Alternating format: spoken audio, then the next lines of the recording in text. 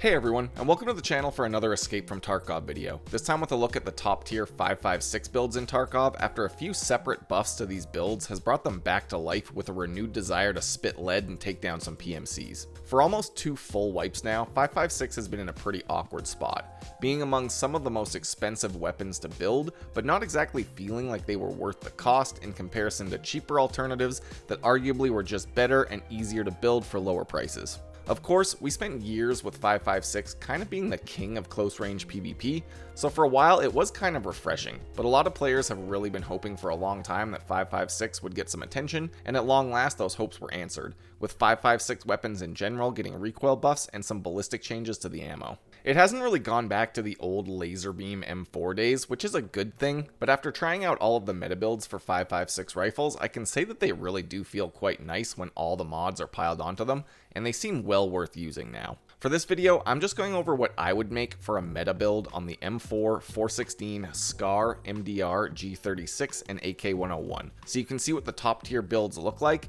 and get a feel for the difference in stats between the rifles when they're all built out as much as possible. I will be looking at some more mid-tier and budget builds in future videos for each weapon, but for this one, I'm going to show them all with the highest possible mods so you can see what they're like at full performance.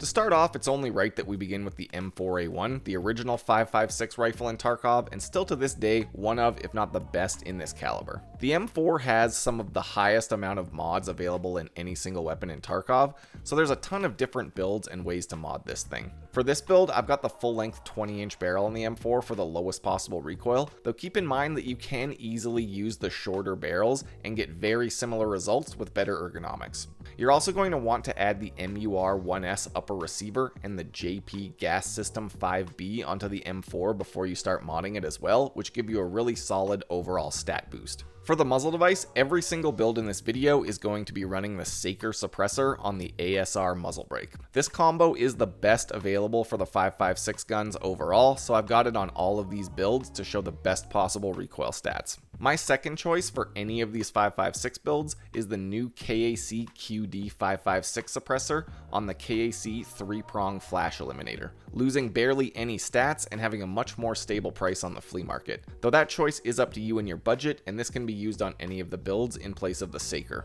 The top handguard option on the M4 is the SAI quad rail handguard, which comes in 2 sizes, so make sure you get the longer version for the longer barrels and the shorter version if you run the 260mm barrel. This handguard takes M-LOK rails, and then I would add the SE5 Express foregrip and something like the X400 flashlight or whatever you prefer for a tactical device. When it comes to foregrips, the SE5 is the most balanced out of all of the foregrips in the game. The only real difference between foregrips is usually a couple points of ergonomics and maybe 1 to 2% of recoil. So if you don't have the SE5 unlocked, the Magpul RVG, AFG, or the Zenit RK1 foregrip are pretty good alternatives. The best pistol grip on the M4 is the Graal S, and you also want to add a Raptor charging handle or something similar for the extra ergonomics points. For the stock, first you swap over to the SI advanced buffer tube, and then for my build, I almost always go with the MOE carbine stock and a rubber butt pad for the balanced stats and decent price. Finally, you can slap on some MBUS iron sights for the ergo points, and then pick a scope of some kind,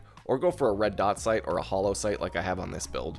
When this M4 is all put together, you end up with 31 recoil and about 50 ergonomics, though that will be much lower with a 60 round mag attached. The overall price is quite high though, at well over 250,000 rubles. You can definitely get away with running shorter barrels on this build, but the 20-inch is the best option for a purely recoil focused setup. Don't be worried too much about losing stats by running shorter barrels, but if you have money to burn, the 20-inch barrel is pretty nice. Next up, I'll be talking about the HK416, which although is very similar to the M4, it has a higher fire rate, higher overall recoil, and less mods. This rifle was at one time pretty much the de facto king of PvP in Tarkov, though it's kind of fallen from grace in recent wipes to a certain extent. With these most recent recoil buffs, to me it really feels like the 416 is back on the menu, with much more stable recoil on a full build compared to what it was just a few weeks ago. It's not quite the zero recoil god build it used to be, but honestly, that's kind of fine by me.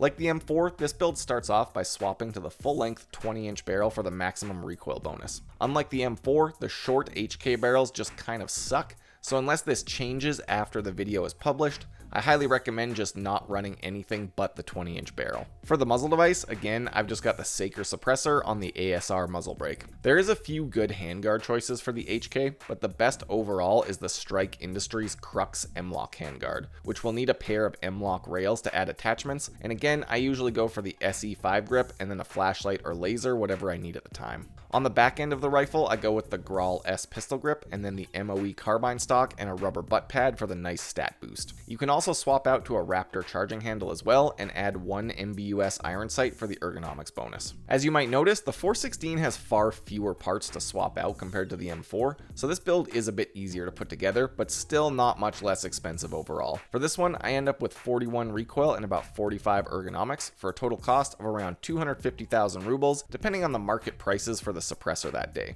The higher fire rate on the 416 really does help put targets down at close range pretty fast, but it makes mid-range shots much harder when you need a few shots to connect and finish off the fight. Overall, I think the HK is back as a favorite for run and gun players, but maybe not so much for the patient, longer range shooters.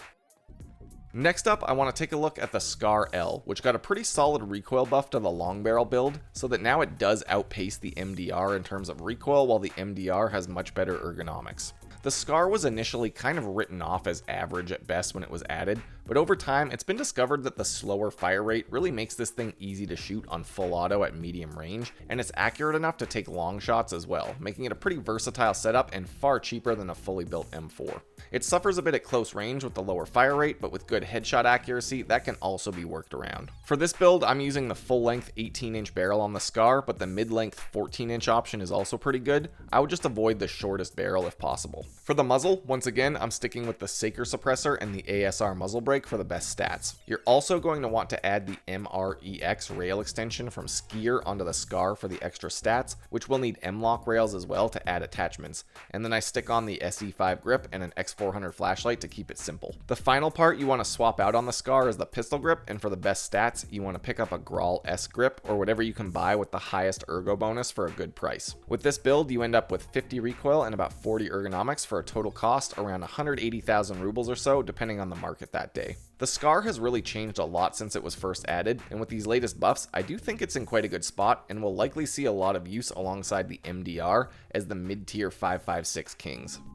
On that note, it seems like a good time to look at the 5.56 MDR, which performance-wise is very similar to the Scar, though in quite a different package. Functionally, the two weapons are very similar, but the MDR has fewer additional parts, and because it is a bullpup rifle, you end up with a long barrel but a short overall length, so the rifle is easier to use in close range and has pretty high ergonomics. The MDR build is really simple. First, you want to swap the muzzle out for the Saker suppressor like on all the other builds, and then you need to get a pair of M-Lock rails to add stuff onto the default handguard. Like the other builds, I'll usually go for the SE5 express grip and a flashlight, but the MDR does have good ergonomics by default, so if you wanted, you can save money and use the RVG instead, or go with the RK1 grip for more recoil. After this, really all you need is whatever sight you want to put on this thing, and then a pair of MBUS iron sights for the +2 ergonomics, and the build is done. This setup ends with 57 recoil and about 60 ergonomics for about the same cost as the Scar, around 175,000 rubles. I think the toss-up between the Scar and MDR is mostly personal preference. If you like snappier aiming, the MDR is nice,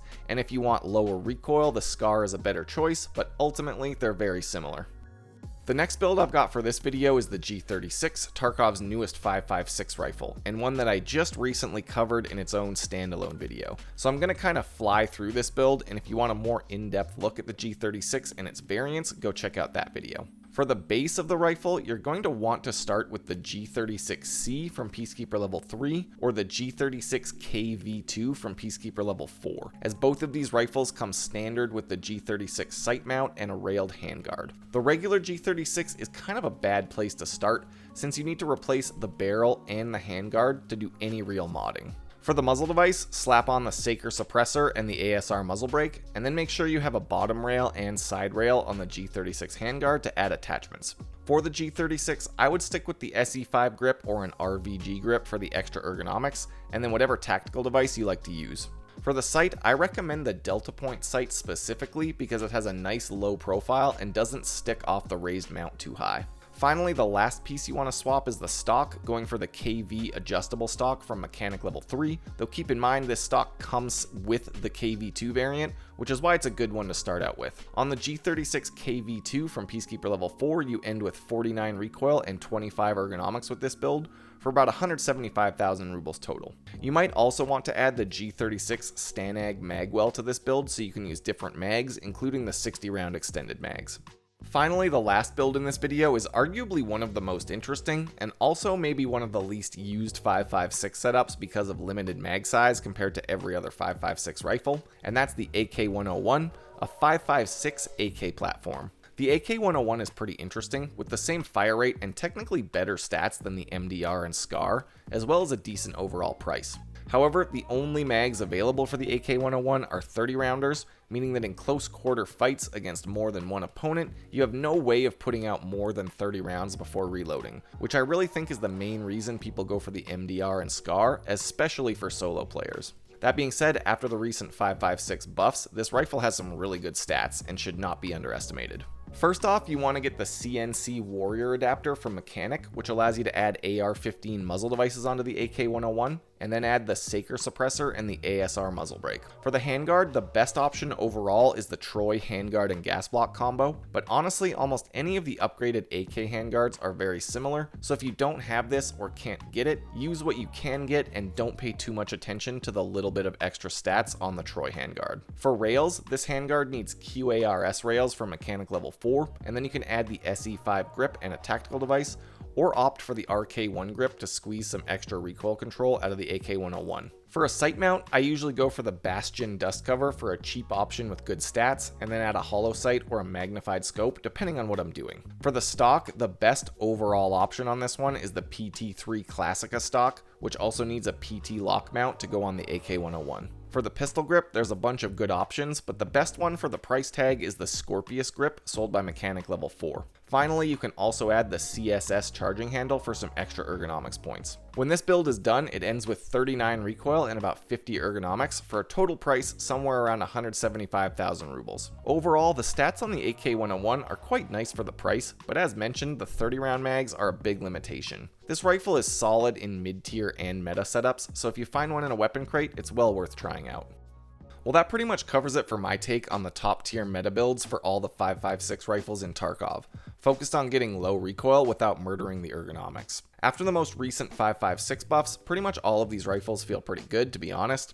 The M4 and HK are expensive but deliver really good time to kill. The SCAR, MDR, and AK-101 are all really solid mid-range rifles with controllable recoil, and the G36 kind of sits in the middle with a decent price and good fire rate but more difficult overall recoil control.